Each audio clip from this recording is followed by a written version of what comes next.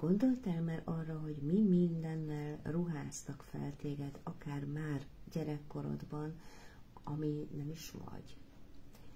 Hogy mennyi mindenről szoktattak le, ami egyébként tök jó volt neked, vagy tök komfortos érzetet adott, mennyi mindent nem csináltál másnak a kedvéért, ami esetleg neked jól esett volna, vagy nem úgy kellett tenned, ahogy te azt mondjuk szeretted volna, vagy mennyiszer kellett mindenkinek az elvárásainak megfelelned, amiket mások támasztottak feléd.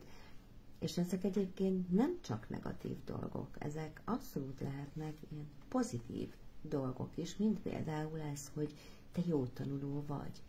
Ez a jó tanuló státusz, hogy mondjuk csalódtam benned, mert 5-ös helyett 4-est hoztál haza. Vagy mondjuk bejelented, hogy 5-öst hoztál haza, de erre nem az van, hogy el van ismerve a te teljesítményed, a te tudásod, a te beletett energiád, a szorgalmad, a kitartásod, a tehetséged, vagy az akármit, hanem az van mondva ilyen tök szimplán, érzelemmentesen, hogy hát ezt elvártuk tőled.